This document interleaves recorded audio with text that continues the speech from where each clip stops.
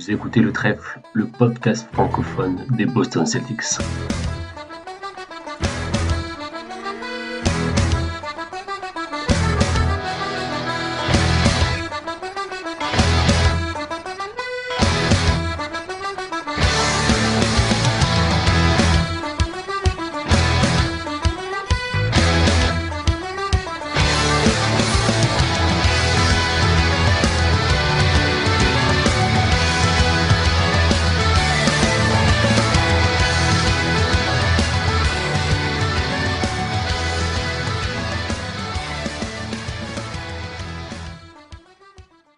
Bonjour à toutes et à tous et bienvenue dans ce nouvel épisode du Trèfle. Titouan pour vous accueillir tout au long de cette émission. Alors après la sortie de notre dernier épisode dans lequel Johan, Elias et Hugo reviennent sur le début de la saison des Celtics, épisode qui est toujours disponible d'ailleurs sur les plateformes d'écoute et qu'on vous invite à aller écouter si ce n'est pas encore fait. Le reste de l'équipe du Trèfle n'ayant pas pu participer à cet épisode, on voulait quand même parler basket, ça nous démangeait. Et on s'est dit que ce serait bien de profiter de ce début de saison où on n'a pas encore trop de rumeurs de trade et tout ça pour faire un nouvel épisode de notre série Focus. Alors, pour rappel, dans ces épisodes Focus, on fait un zoom sur un joueur de l'effectif afin que vous puissiez le connaître de manière un peu plus approfondie, on va dire. Donc ouais, on va parler de son jeu pré-draft, donc à la fac, de l'évolution de son rôle dans l'équipe depuis son arrivée, l'évolution de son jeu évidemment, ses axes d'amélioration, etc. Et donc pour aujourd'hui, dans ce deuxième épisode de notre série Focus, zoom sur Grant Williams. Et pour m'accompagner dans cette tâche ardue, deux collègues du podcast donc. Le premier est désormais un expert de Grant Williams, puisqu'il en avait parlé lors d'un épisode du Basket Lab chez Guillaume. Qu'on salue et qu'on vous invite à aller écouter également. Il s'agit de Robin. Salut Robin, comment ça va ? Écoute, salut à tous, ça va très bien. Je suis content de m'attaquer à ce morceau qu'est Grant Williams. Ça va être sympa. Sacré morceau. plus de 110 kilos sur la balance, je pense, pas loin. 107, je crois. Monsieur s'est mis au régime. On n'est pas loin. Et le second, il n'est pas moins expert, surtout quand il s'agit d'analyse et de scouting de joueurs, puisqu'il en a fait sa passion, notamment en travaillant chez les copains d'envergure. C'est Pierre. Salut Pierre, ça va ? Salut Titouan, très très bien. Très content de parler frigo américain ce soir. Bah écoute, je vais te laisser la parole. On va Ouais. se lancer directement puisqu'on va commencer par la partie pré-draft de la carrière de Grant. Je sais que tu l'as beaucoup vu jouer à Tennessee et que tu l'as même scouté. Qu'est-ce que tu peux nous dire sur le Williams de NCAA? Ses forces, ses faiblesses, son style de jeu Le Grant Williams de NCA ressemble quand même pas trop au Grant Williams qu'on a maintenant dans le style de jeu. Après, il y a forcément des choses qui sont très communes et des choses qui sont très différentes. On va rappeler un peu le contexte dans lequel il était. Donc, Grant Williams, il a été drafté en 2019 à la 22e position alors qu'il était à Tennessee. Donc Tennessee, c'est une fac de SEC, Southeastern Conference, donc une high major, c'est parmi les grosses divisions, on va dire, de NCAA. Tennessee, donc les Volunteers de Tennessee sont assez connus pour sortir des joueurs qui déjà défendent. C'est un peu leur marque de fabrique. Souvent, les joueurs de Tennessee, c'est des joueurs qui défensivement sont à minima rugueux, à défaut d'être forcément toujours très bons, ou ils sont à minima assez intenses, on va dire. Euh, Après, pour le cas Grant Williams, lui, il a fait 3 ans là-bas. Euh, donc il jouait, il alternait, en fait, il n'y avait pas vraiment de poste 5, c'était un poste 4-5, en fait, ils étaient à deux avec Fulkerson qui a fait 5 ans, qui est une légende dans le Tennessee. Euh, et en fait, ils étaient un petit peu, c'est tous les deux des faux 4, quoi, qui alternativement jouaient soit 4, soit 5. Toujours est-il qu'ils jouaient à l'époque, offensivement en tout cas, très près du cercle. Euh, et il était plus utilisé dans un rôle de bullyman, c'est-à-dire de je prends la balle et avec mon physique de frigo américain, je me fais la place pour me placer un petit tir, un petit hook assez près du cercle. Et puis au fur et à mesure des 3 ans là-bas, son jeu a évolué en s'orientant un peu, en se reculant au fur et à mesure, un petit peu. Après, il y a toujours eu chez lui son côté leader. Très tôt, on l'a vu, il a toujours été assez vocal, âme de l'équipe, très intelligent, très mature aussi dans ses interviews. Euh, Après, au moment de sa draft, pour revenir sur sa troisième année, c'est un joueur qui a progressé pendant les 3 ans. Et ce qui était intéressant de voir, c'est que bah, déjà, même si c'était pas un shooter à 3 points, parce qu'il a que 103, il est à 30 sur 103 en carrière NCAA, donc sur 3 ans. Donc c'est enfin c'est déjà, il est à 30 sur 103, pardon. Donc c'est un pourcentage qui est déjà pas terrible. Et en plus de ça, avec un volume qui est lui-même pas terrible, donc c'est assez dur. C'était assez dur de se faire une idée. Il y avait quand même un truc assez intéressant, c'est que au lancer franc, c'est quelque chose qui peut être pris en compte. Il était à 80% au lancer franc et ensuite il était à plus de 55%, j'ai vérifié les stats, sur les longs 2. Donc ça pouvait augurer le fait qu'il devienne un shooter correct, mais en tout cas il l'avait pas montré plus que ça à la fac. On Euh, sait d'ailleurs que souvent dans le scouting, on dit que les pourcentages au lancer franc sont plus représentatifs, enfin du moins sont plus utilisés, plus fiables, on va dire, comme critère de jugement de la projection d'un shoot d'un prospect que le pourcentage à 3 points en lui-même. Oui, voilà, bah, surtout sur du catch and shoot, quoi. Après, Mm. on va pas demander non plus de créer son tir, mais c'est vrai que pour la projection, c'est quelque chose qui est souvent utilisé et qui est relativement fiable. Et puis, ainsi que la mécanique de tir qui était déjà propre. Donc, on savait qu'il n'y avait pas un travail excessif à faire de ce côté-là.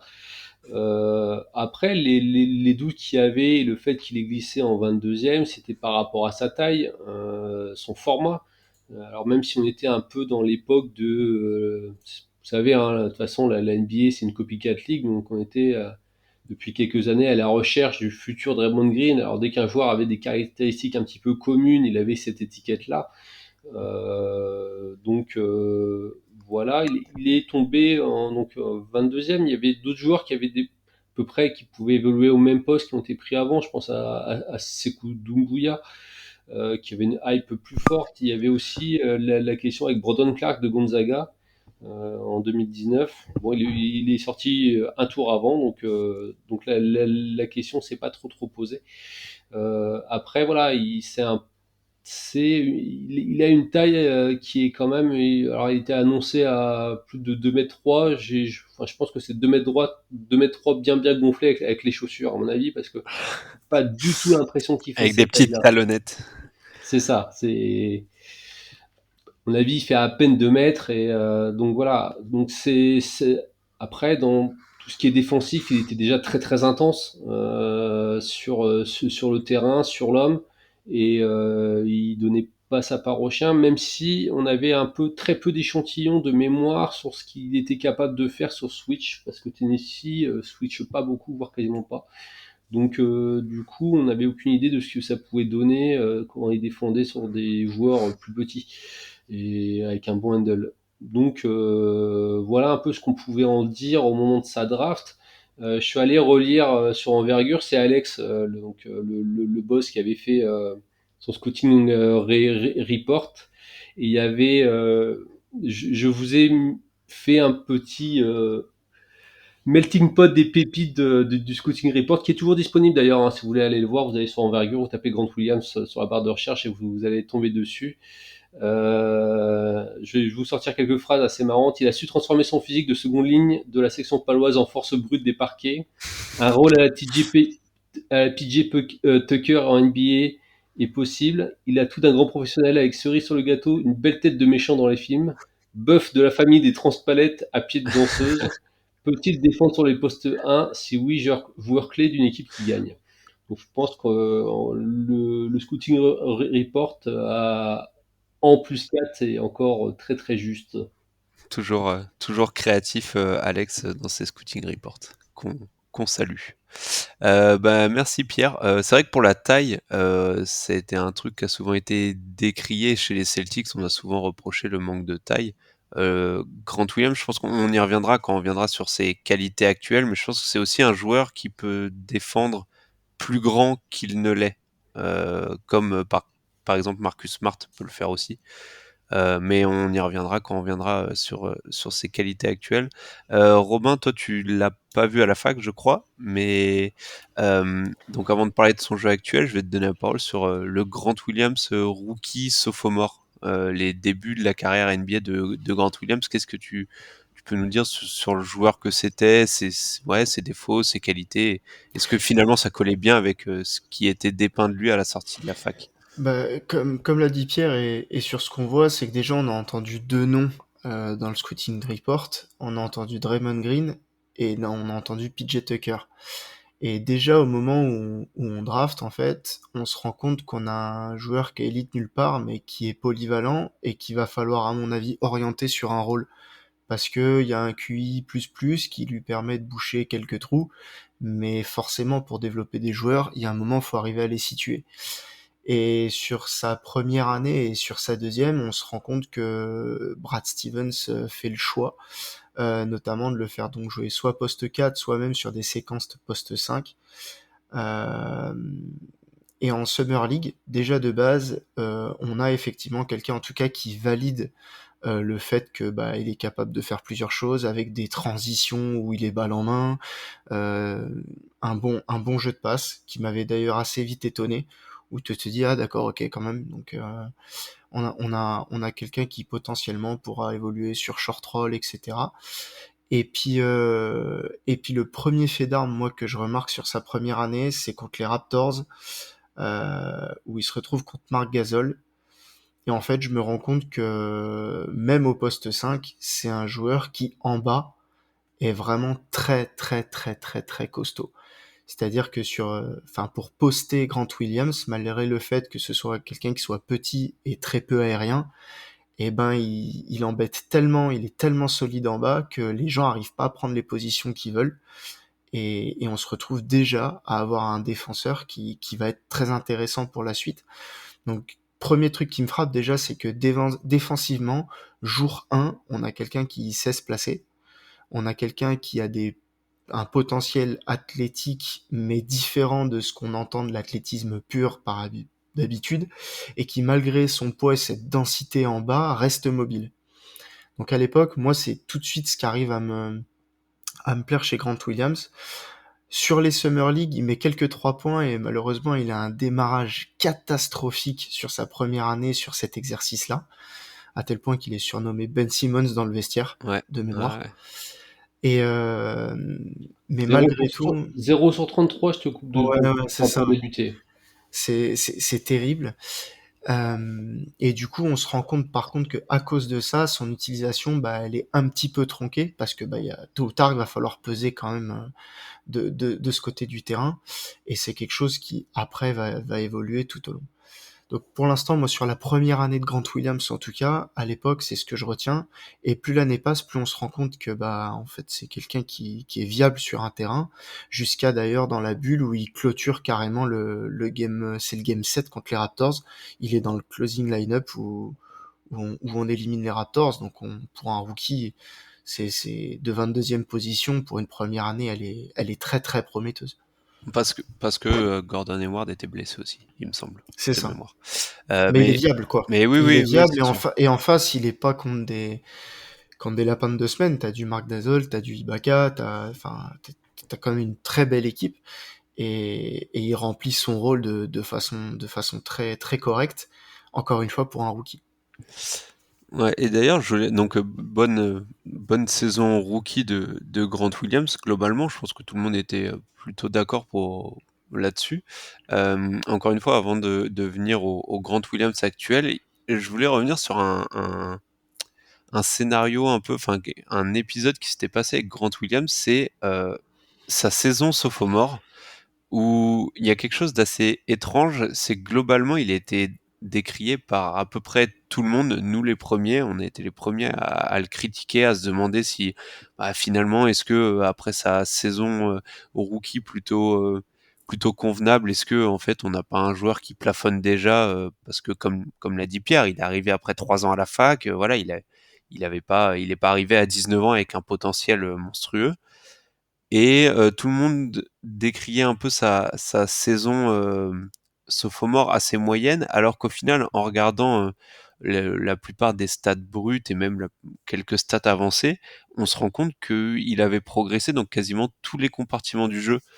Pierre, je sais pas, toi, qu'est-ce qui te faisait dire que... Enfin, quel était ton sentiment quand tu as vu sa deuxième saison, donc sa saison sophomore? Est-ce que tu t'es dit, voilà, il y a vraiment une régression, ou est-ce que finalement t'étais pas si inquiet que ça? Non, j'étais pas inquiet, mais je crois qu'on avait eu l'occasion, Titon, d'en parler la veille de la draft. On a dû faire un space sur Twitter sur Celtics France. On avait eu un gros sujet, Grant Williams. Et j'étais pas particulièrement inquiet parce que justement, il y avait l'effet Covid aussi. Et donc, avec des saisons qui avaient été très perturbées, etc., les mecs qui avaient pas eu vraiment de temps de repos, tout ça, tout ça. Donc, c'était des rookies qui n'avaient pas eu l'occasion de pouvoir travailler plus que ça, qui n'avaient pas eu le fameux été post-première année complet en pouvant travailler sur des choses concrètes, etc. Ils avaient eu à peine un mois en sortant de la bulle, tout ça, donc c'était super compliqué, quoi. Donc j'étais pas, alors oui, j'étais pas ravi de sa saison, mais pas inquiet pour autant parce que je me disais qu'il fallait de toute façon voir après une intersaison digne de ce nom, quoi. Ouais, Robin, tu voulais rajouter quelque chose? Bah, si tu veux, en plus, enfin, si on prend un peu de recul, maintenant c'est toujours plus facile, hein, forcément.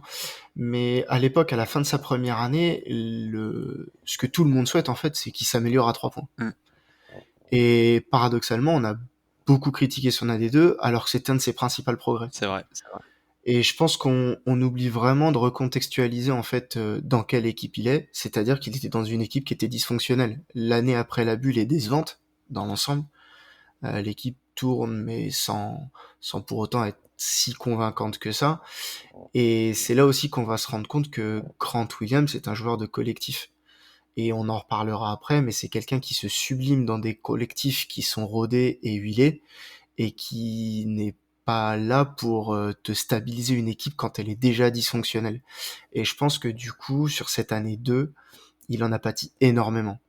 C'est-à-dire qu'on attendait peut-être un peu trop parce que justement on avait oublié que c'était un sophomore, etc., etc. Mais en même temps, il s'est retrouvé dans une équipe qui pour le coup boitait, et c'est pas au stade de la carrière où il est, etc. C'était pas à lui de stabiliser tout ça ou de faire ça. Il était encore comme l'a dit Pierre, avec plein de choses à travailler et tout, et je trouve qu'on a été très très sévère sur cette deuxième année, alors qu'il y avait quand même pas mal de choses qu'on espérait qu'il arrive à acquérir et qu'il était en train de valider. On avance un peu dans le temps et on vient sur le joueur qu'il est actuellement.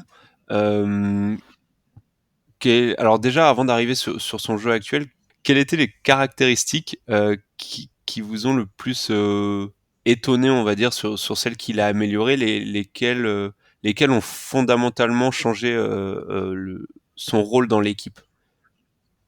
Bah, je pense que c'est assez évident, c'est sa qualité de shoot. Mhm.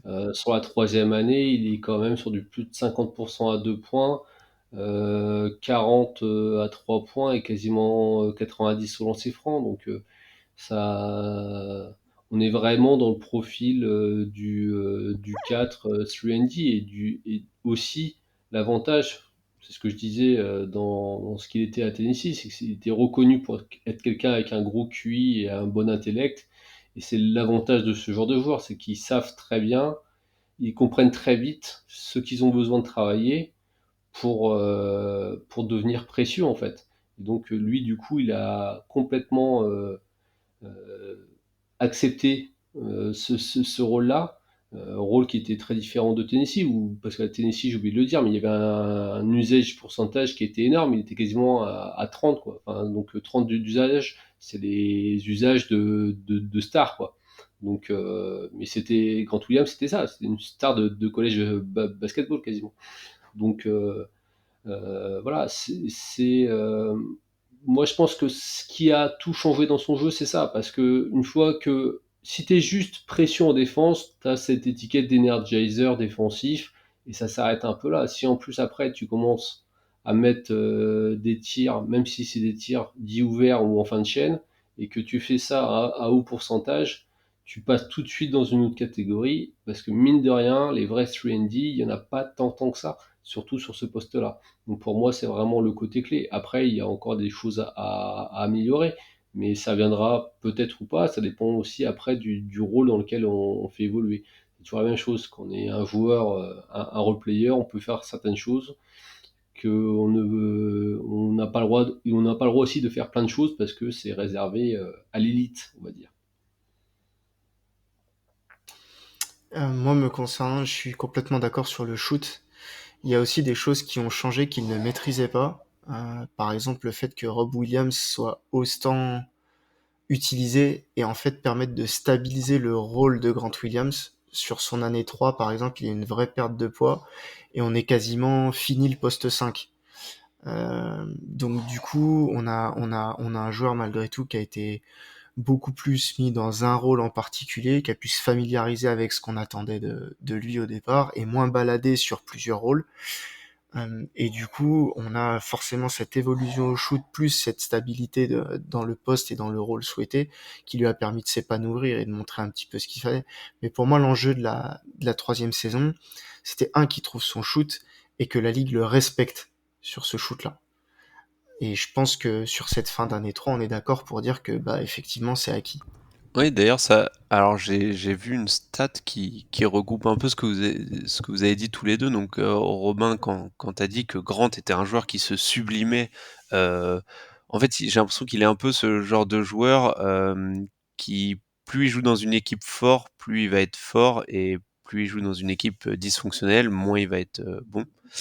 Et Pierre, tu disais aussi que son rôle avait pouvait évoluer en fait en fonction de l'évolution de son jeu.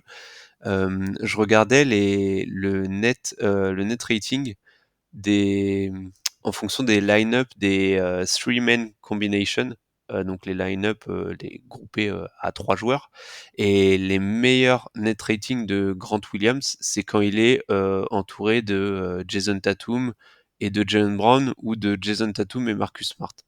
Donc on sent que le gars est dominant et utile quand il est entouré de deux stars, ou de moins deux forts joueurs. Au niveau du rôle, est-ce que vous avez noté une progression au-delà des simples minutes? Est-ce que vous avez noté un changement, on va dire, plus qu'une progression, en termes d'utilisation? Ou est-ce on reste sur du 3&D spot-up shooter pur et dur? Bah pour le coup, je pense que sur cette année 3, je le classe quand même, encore une fois, en spot-up shooter pur et dur. D'ailleurs, j'avais sorti à l'époque les stats avec Guillaume, où effectivement, c'était vraiment le type de shoot qu'il affectionnait, c'était ce spot-up dans le corner. Et voilà. Tout simplement parce qu'encore une fois, il fallait qu'il puisse le valider et puisse être identifié à ça. Parce que tout le passing qui est existant depuis la fac, etc., ne peut pas être utilisé à partir du moment où il n'est pas estimé en tant que danger par l'équipe adverse.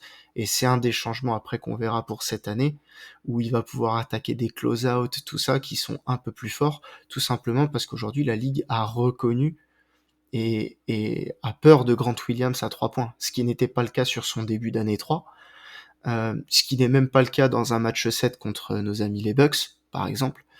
Et du coup, c'était vraiment l'enjeu de sa saison, parce que pour qu'il puisse après utiliser tout le QI basket qu'il avait offensivement, c'est quelqu'un qui est quand même capable de poser la balle, c'est quelqu'un qui est capable de sanctionner des mismatchs en post-up, c'est quelqu'un qui a un vrai jeu de passe et qui le montre cette année, où sur 2-3 matchs, il sert bien ses big men, c'est un bon screener, donc il avait plein de choses en magasin, mais ce déblocage de shoot et le fait d'être respecté était vraiment, à mon sens, primordial et l'objectif numéro 1 pour ce joueur, sur son année 3 en tout cas.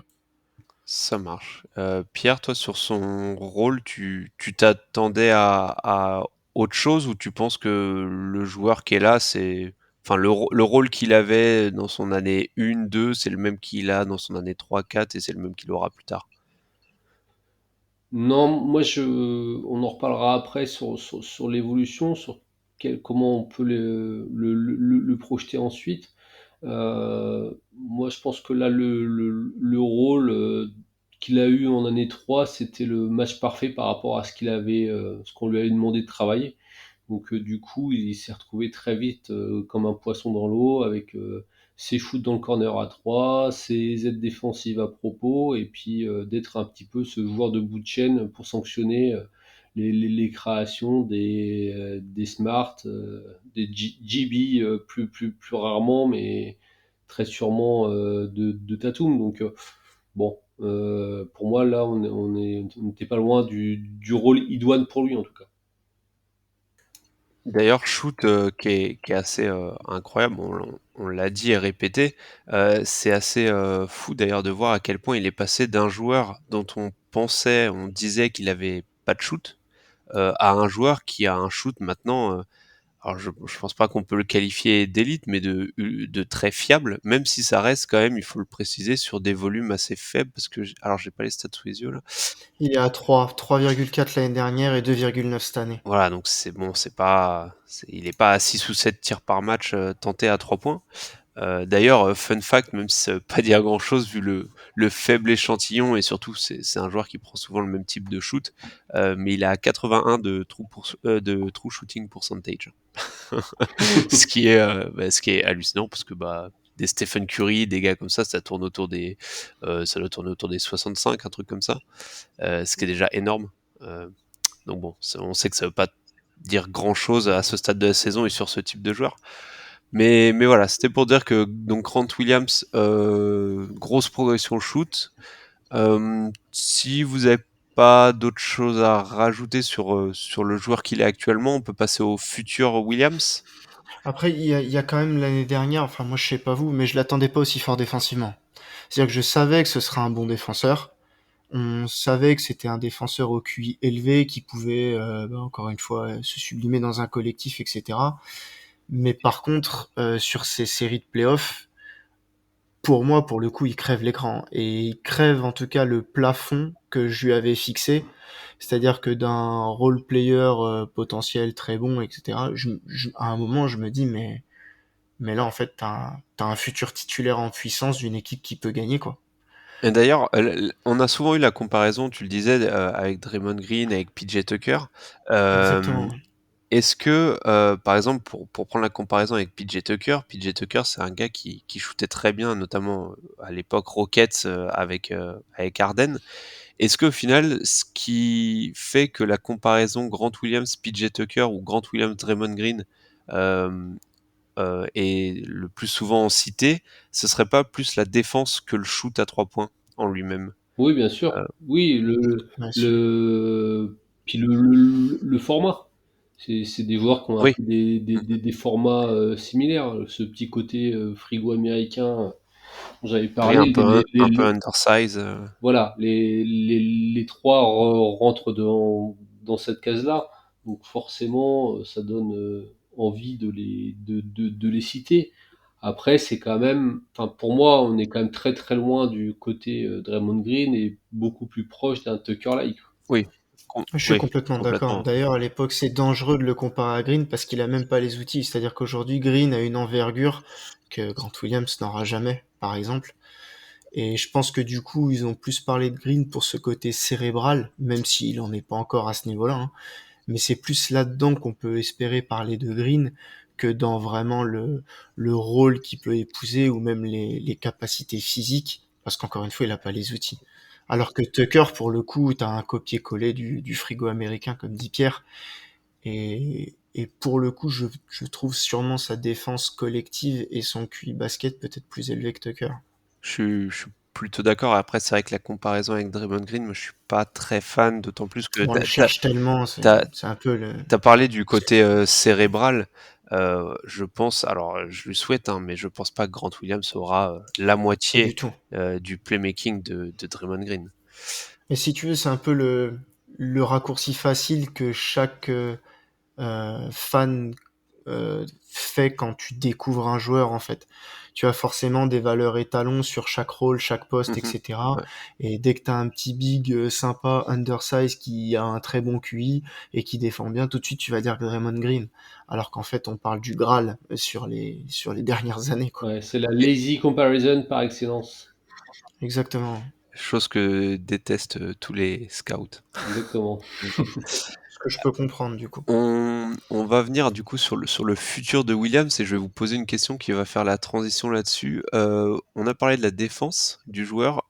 Qu'est-ce que vous préférez le plus dans sa défense? Est-ce que c'est sa capacité à lock, donc à vraiment contenir de façon très très forte, pour pas dire élite, des ailiers, donc plutôt à son poste, ou c'est sa capacité à pouvoir switch quasiment sur les 5 possessions, sur les 5 positions, pardon.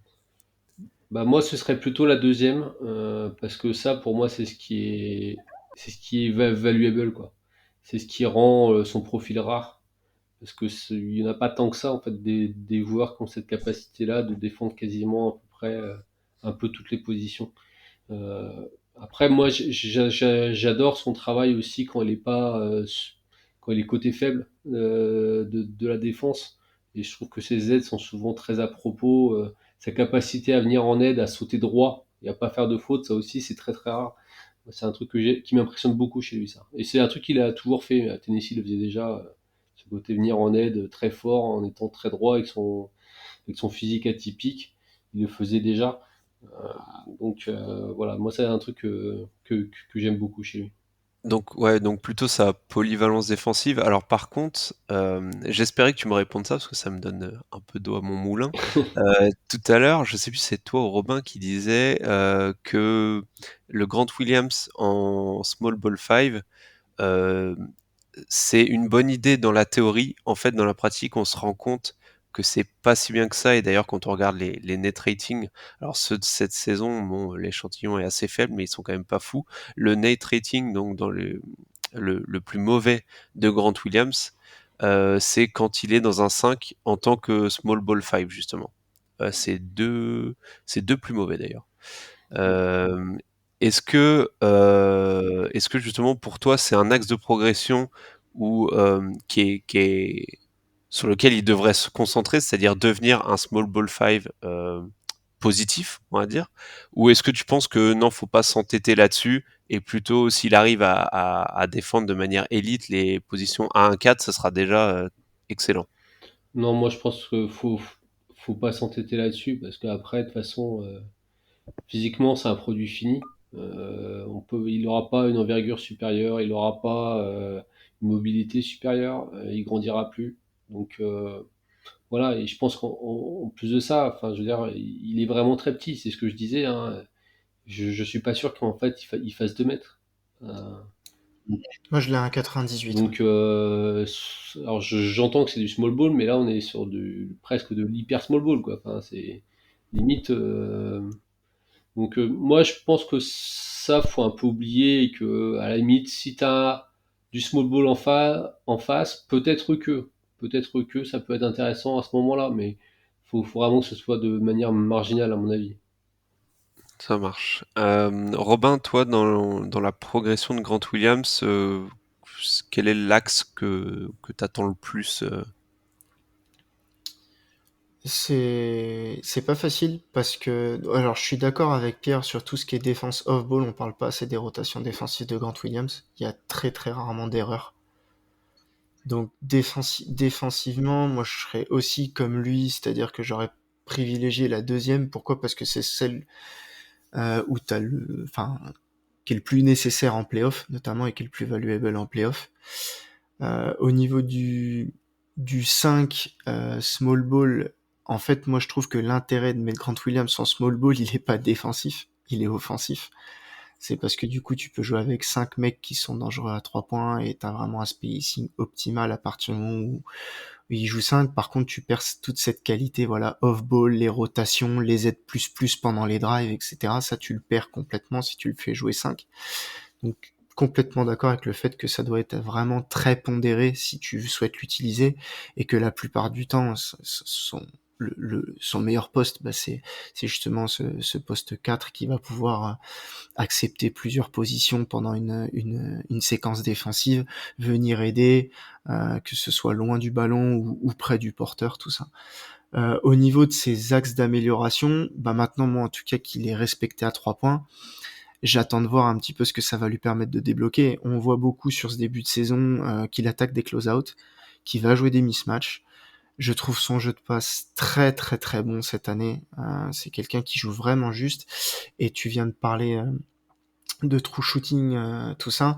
On voit que c'est quelqu'un qui fait des choix offensifs et des choix de tir qui sont à chaque fois très bien sentis. T'as jamais de tir casse-croûte, il est tout le temps dans son rôle. C'est vraiment quelqu'un qui sait où il habite et qui va pas s'inventer des choses. Donc c'est difficile de demander un axe de progression à des joueurs qui jouent souvent juste et qui sont déjà conscients de leur capacité, qui tentent pas le diable, parce que du coup t'as pas de flash, très peu, mais t'as pas de On catastrophe l'a en même, fait. T'as on, rarement on l'a quand même surpris cette saison à lâcher 2-3 flotteurs oui, quand voilà. les joueurs d'à côté étaient bien défendus. Donc ouais, ce sera éventuellement ce que j'aimerais voir, c'est vraiment cette capacité à punir fort ses close-out, soit par des drives qui vont finir, soit par du drive and kick, parce que c'est quelqu'un qui peut poser cette balle au sol et qui a la vision du jeu pour.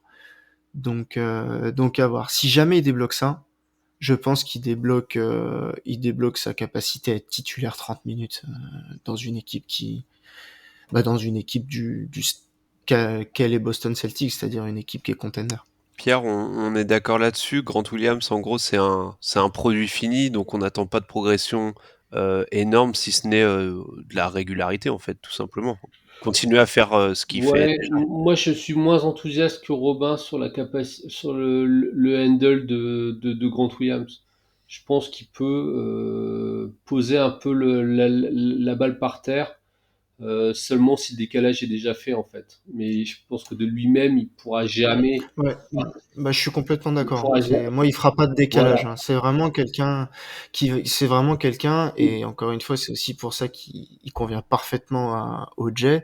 C'est quelqu'un qui va accentuer l'effet boule de neige sur un décalage déjà fait et qui ne le créera pas de lui-même. Ça, par contre, on est complètement Mais d'accord. peut-être dans son évolution future, c'était plus dans la période, je sais pas si vous vous rappelez quand Horford était arrivé au début des années Horford, le premier passage.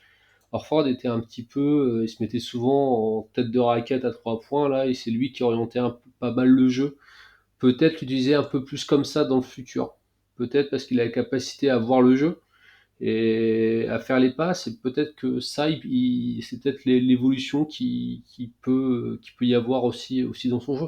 Après, je te rejoins, hein, Tito, on n'est quand même pas loin du produit fini, hein, et ce qui est très bien d'ailleurs, parce que en jouant comme ça, il peut jouer encore 10 ans NBA, il n'y a aucun problème. Et se faire un tas d'argent. Alors, la transition est parfaite. T'as vu la passe Ah, mais D? T'as vu la elle passe D est ou pas? nickel. Elle est nickel. Franchement, dans la course, rien à dire. Donc, Passe à terre, sécurité. on va parler évidemment de contrat parce que on le sait, Grant Williams est free agent restreint cet été. Donc Boston aura les droits sur le joueur. Vous pensez qu'il devrait signer combien?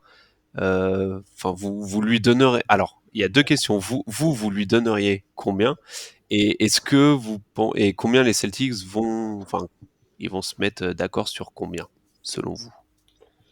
Alors moi je vais te répondre, mais pas tout de suite. J'ai juste une évolution dont on n'a pas parlé, c'est par Vas-y. rapport au fait d'être vocal et que, comme le notait très justement Keith Smith il y a pas longtemps, Williams parle beaucoup trop pour un role player. Et ça c'est vrai. Ça faut vraiment que à mon avis, il perd beaucoup d'énergie encore sur ça, mais c'est pas le seul chez nous, mais quand même, lui c'est quand même un, un spécialiste pour râler, se plaindre auprès de l'arbitre, etc. Ça, pour moi, c'est une évolution qui est complètement presque indispensable. Et je pense que c'est un garçon intelligent, donc il va s'adapter. Mais voilà. Pour ce qui est du tarot du jeune homme, déjà, il a fait quand même le comment il a parié sur lui-même quelque part quand même, parce que il y a eu des discussions, on le sait, cet été avec le front office de Boston qui n'ont pas abouti. Donc parce que le salaire ne lui convenait pas, ok. Donc c'est quelqu'un qui est assez sûr de lui, ce qui ne m'étonne pas trop. À partir de combien est-ce qu'on est obligé de le re-signer? Pas vraiment, pas obligé quand même. C'est le mot me convient pas. Est-ce qu'il est probable qu'il re-signe? Je pense que oui. Après, il faudra voir le tarif. Moi, il y a au-dessus d'un certain montant, je commencerai à me dire, à grincer un peu des dents, quoi, on va dire. Après, il faut quand même, dernière chose, il faut quand même qu'il montre, pour moi, c'est un peu lié aussi au futur de Hall. C'est-à-dire que si il montre qu'il peut prendre techniquement la place dans le 5 de Al Horford et d'être le cinquième larron, idoine, avec Marcus, Jalen Brown, Tatum et Rob Williams en pleine santé, s'il montre qu'il est ce cinquième gars qu'il faut absolument, je pense qu'il aura le prix qu'il veut quasiment. Ok, bah justement, c'était là où je voulais en venir. Ma dernière question, bon, c'est un peu du basket fiction, mais Robin, est-ce que tu penses qu'il y a un monde où les Celtics ne le signent pas si une équipe met trop sur lui? Parce que bon, il y a quand même peu de probabilité qu'une équipe, on sait qu'en NBA, il y a quand même les Kings, mais il y a quand même peu de probabilité qu'une équipe mette le max à Grant Williams. Sauf moi. Non, mais si tu veux, je pense qu'il est typiquement en ce moment même dans est-ce que je suis un remplaçant plus ou un très bon titulaire? Et cette quatrième AD va nous aider à nous fixer en fait. Que ce soit lui, les front office et sa prochaine campagne de playoff, j'espère qu'on ira, normalement oui, va permettre de fixer tout ça. Je je ne pense pas que les Celtics de toute façon le laisseront partir pour rien. Quoi qu'il arrive, ça veut dire que tu t'alignes et au pire tu le trades si tu trouves que tu t'es aligné pour trop cher. Je crois que les négociations et les demandes du clan Grant Williams étaient de 14 à 16 millions. Et pour l'instant, Ce que pour le coup, entre parenthèses, moi je trouvais plutôt ok, mais bon. sauf que j'avais lu un article qui était assez intéressant en fait, qui disait que les Celtics c'était un petit peu calqué, tu sais, sur les tarifs des Larry Nance, tout ça, qui venaient de Ouais. re-signer, qui était un petit peu en dessous. Le marché pour ce style de joueur était un petit peu en dessous, et c'est pour ça que je te parle de est-ce que je suis un remplaçant plus ou un titulaire d'une équipe qui est très forte. Et c'est typiquement ce qui le fera changer à mon avis d'envergure au niveau de son salaire en fait. Donc je pense que les Celtics sont patients parce que de toute façon on a des propriétaires qui à l'heure actuelle sont prêts à payer. On voit bien qu'ils ont envoyé le message. Donc ils veulent pas le surpayer tout de suite pour voir tout simplement le marché qu'il y aura cet été. Est-ce que le rôle de Grant Williams plus ce qu'il a fait cette année vaudra le même prix que cette année qui vient de passer? On n'en sait rien du tout.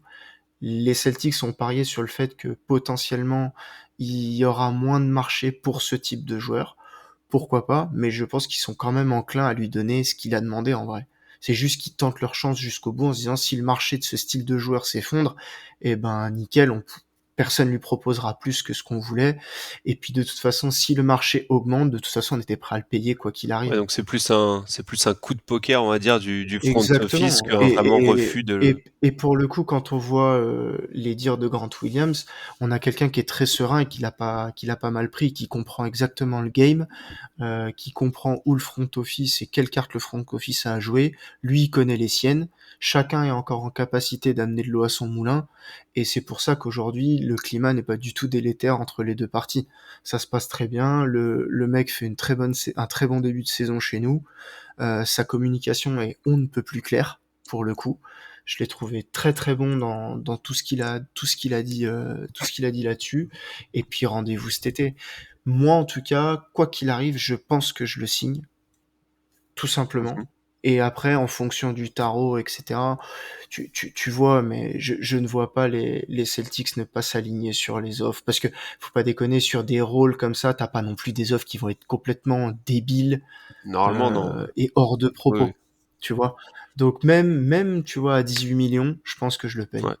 Je suis plutôt d'accord. Surtout avec tout ce qui va être augmentation, CBA et tout, on voit très bien que de toute façon, l'échelle des salaires va encore évoluer et que si tu le signes à 18 millions pour 4 ans, dans 2 ans, ces 18 millions, ils ont l'équivalent d'un 14 millions cette année. Donc, je pense pas vraiment que les fans des Celtics ont du souci à se faire sur la re-signature d'un Grant Williams. Ouais, pour moi, c'est 18. C'est marrant que tu sortes ce chiffre-là parce que pour moi, c'est vraiment la La limite ouais, haute. je suis d'accord. Ouais, je peux comprendre. C'est la limite haute, c'est le prix que touche un Tim Hardaway, un Evan Fournier, ce genre de gars qui peuvent être considérés comme surpayés. Ça, c'est un autre débat. Mais je pense que effectivement, en fait, moi vraiment, si il arrive, moi c'est simple. S'il montre qu'il peut être ce cinquième larron C'est ça. dans l'effectif à la place de Hall, moi ça me dérange pas de mettre ce prix-là sur Grant Et puis Williams. c'est ce tarif pour le rôle, c'est-à-dire qu'à partir du moment où tu es titulaire d'une équipe qui est prétendante à une finale de conf et que c'est un peu ton tarot si tu veux. Donc oui, Mm. on est Oui, puis de complètement toute d'accord. façon, bon, avec Jalen Brown qui sera bientôt agent libre. Mais bon, Il y voilà. aura de la place. Mais on ne va pas mettre en l'air ce podcast tout de suite. Je pense qu'on a fait un bon tour sur Grant Williams, du joueur qu'il était, qu'il est maintenant et qu'on voudrait qu'il devienne. N'hésitez pas à partager notre podcast et à le noter sur les plateformes d'écoute. Et surtout, n'hésitez pas à interagir avec nous, notamment sur Twitter. La plupart des membres du podcast sont assez actifs. Donc voilà, dites-nous ce que vous en pensez de Grant, de ce que vous espérez de lui sur la saison à venir. Pierre, Robin, je vous remercie pour votre expertise et votre temps. Merci à Et toi. je vous dis à la prochaine. See ya. Eh bien, merci beaucoup. Bye Ciao. bye les gens, à bientôt. About a 2-second difference between the shot clock and game clock.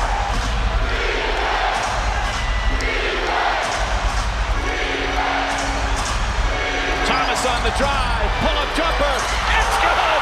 Isaiah Thomas gives the Celtics the lead with 2.4 remaining. 13 fourth quarter points. And Atlanta calls their final timeout. So many big shots for both teams, Jeff, down the stretch.